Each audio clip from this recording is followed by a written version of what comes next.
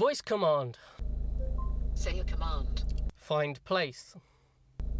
What town in England? Pratt's Bottom.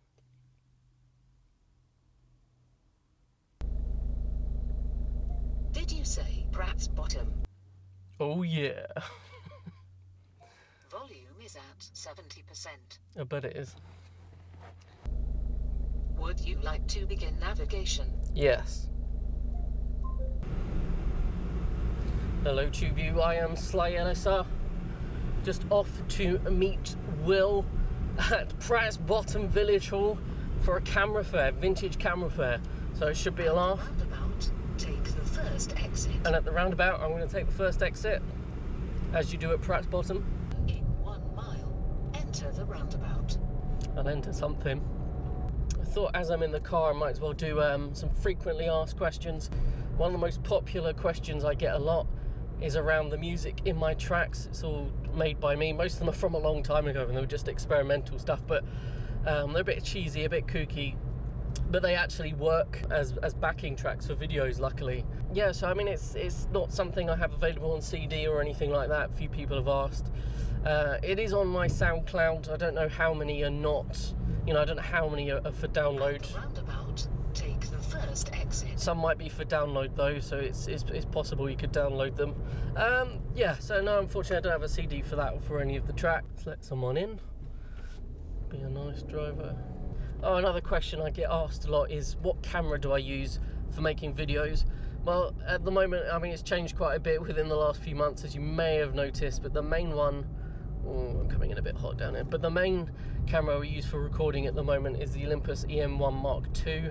Yeah, I mean, because it's got the image stabilization, it's got the 12 to 100mm f4 Pro IS lens, it's got stabilization in it as well. And yes, it's just been fantastic for recording videos, 4K, everything that I need in a video camera, really.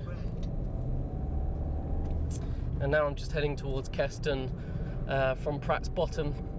Nothing like getting out the bottom and getting in the Keston. Yeah. Another popular one is what's my favourite camera out of all the cameras that I have in use. Obviously everyone's got their own difference. It's very hard to pin down a camera and lens, but specifically this year I would say it was the Olympus 35RD. That's probably my my main one. Definitely love that lens in there. It's got a really beautiful sharp 40mm f1.7 lens in it. It's lovely, fantastic for black and white street photography. It's a great camera to just take anywhere with you, really. And yeah, I would say that's my favourite camera this year, definitely. If you're going digital, it probably is the EM1 Mark II, just because photography wise, fantastic colours, it looks great, and obviously it records videos extremely well. There are a few others in there. I mean, if you're talking medium format, it's probably going to be my Rolleiflex. I love that thing. As nice as the Mamiya 645 is, whoa, that's very tight road. As nice as the Mamiya 645 is, the Rolleiflex is a beautiful camera. It's lovely to use. I love TLRs, and the Rolleiflex is a fantastic camera. God, what's this? There's some twat parked. It's not parked, it's the end of the road. Cow. Some woman crossing the road dangerously. She obviously likes to live dangerously. I bet she doesn't like to live dangerously. I bet she likes to cross roads dangerously. Arriving at Keston Common. Daily Path. Could need my camera. See here. Let's take ye off. So another question I was asked was around, am I going to do the Ricoh OM 50mm f1.2 lens? Am I going to get it? Am I going to do a review on it? Am I going to take it out on the streets and do photography with it? Well, answer is yes, at some point. Right, so I'm back at my desk because, well, to be quite frank, it wasn't working out me driving around. And when I got to Keston and Keston Common, Keston Ponds, there was loads of people around. It was just really awkward being the only guy there with a camera. So it just made sense to come back. I had a long morning anyway. Another question I get is, what scanner do I use for when I scan my film? So when I get all my film processed, I scan it myself. You might be able to just about see the scanner up there. It's a CanoScan 9000F. It comes with, these are 35mm inserts. You also get one for slide, and you also get one for medium format. Excellent scanner. Once it's done, you can stick it into Lightroom, and then so it scans as a TIFF, and then you can convert it to a JPEG. You can edit it if you want to edit it, yeah, whatever. So for those familiar with my channel, they know that I've done a couple of videos on the World Street Photography books. You can't see them, they're on my MacBook Pro at the moment. So essentially what happens is they hold a competition every year. You can stick your photographs in, and then they're sort of judged by curators, and they're put into a book if you're lucky. Anyway, those books come out once a year. I get the book, so I did 4 and 5 this year, so it's 5 this year, 4 the year before. I think they're currently doing World Street Photography 6, and you can find that, and you can enter the competition on Kuyaya, or it might be pronounced kujaja.com. So no affiliate whatsoever. I get the books myself and go through it. I've entered the competitions, but I've never been put in any of the books, so you know, take that for what you will. But I kind of like the idea of going through it just to see what your contemporaries are up to, and it's quite good to support again your contemporaries.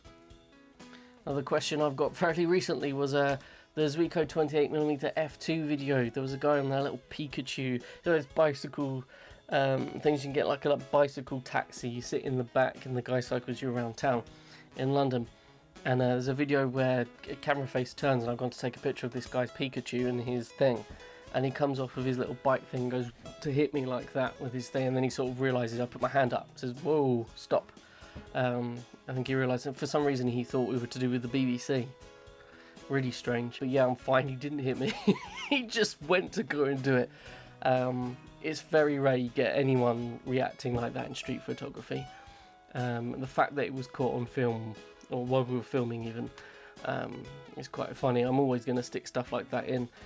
He clearly didn't want to be involved in anything like that, and what's silly is if he had just come up to me and said, look, can you not do it, we would have cut it out entirely. But because he was a knob, and he behaved like a child, and he came and went to, that's going to get put in, so it was left in purely for that reason. We're on a street, there's no problem filming, we're run and gun in one camera, one guy, you know, it's one of those things. So I'm fine. That was all that happened. I went to take a picture of his it was really cool because he's got a Pikachu thing in there. You know, hundreds of people coming up taking pictures on their phones and stuff. So I don't know what his problem was, but yeah, I'm fine. Nothing untoward happened. Is Micro Four Thirds dead? No, of course not. Why would it be dead? I can appreciate that Panasonic moving over to full frame, jumping on that bandwagon, and it's very much that sort of faddy bandwagon at the moment. And I know why people are so drawn to full frame and the reasons for full frame, and blah blah blah. No, it's not going to be dead. I can carry on with Olympus, and Olympus can do their own thing with it. Olympus, in and of themselves, are a top quality company. They've always made top quality camera gear. They're in the medical industry making microscopes and things like that. There would be no reason, I know that's completely different to photography, but there'd be no reason for them to stop doing Micro Four Thirds. There's just no legitimate reason why. The cameras are popular, okay, I think their financial thing was down a little bit, but as their 100-year anniversary next year, they're going to be pulling it out of their arse. This is Olympus. Olympus have been innovating for so many years. I mean, not just with the film cameras.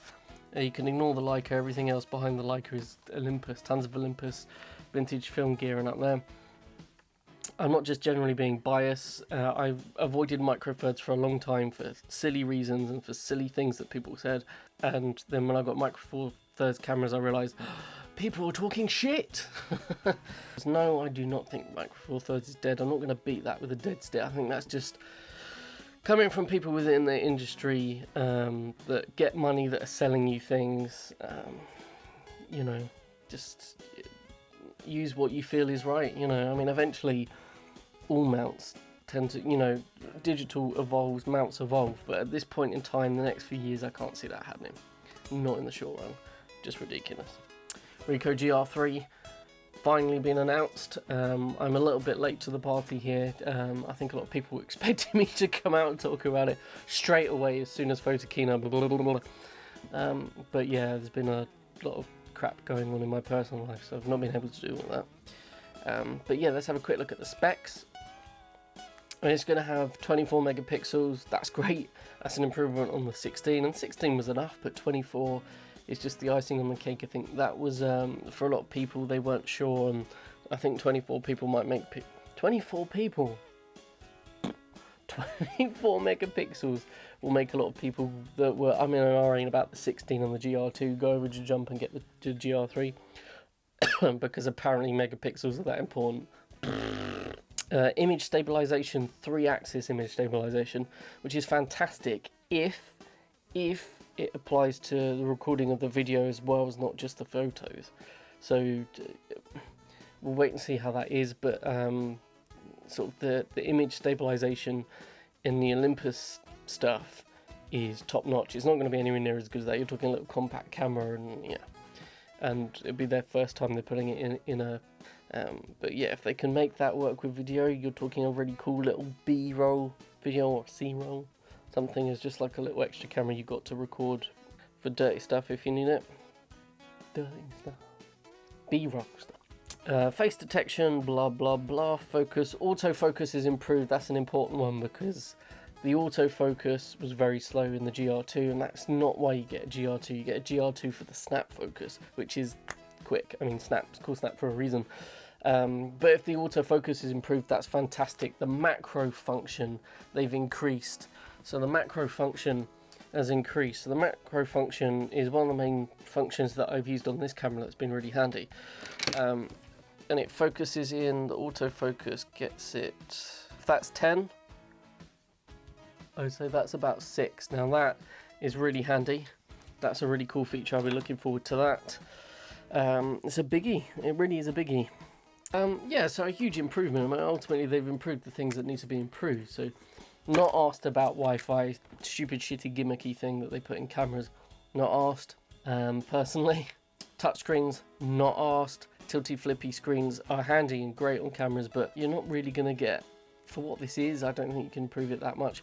If you put a tilty, flippy screen, you're asking for a bigger camera. You're asking for more parts to go wrong.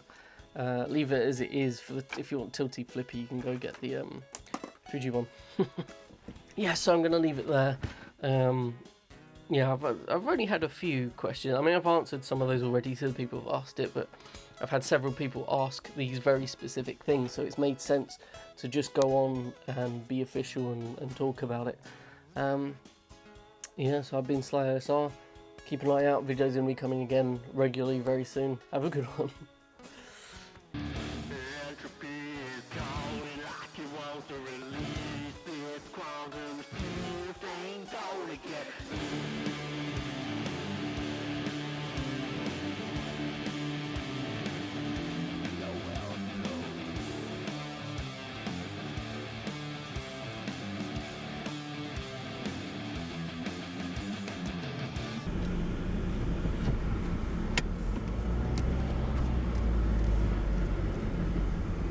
Go on and burn it.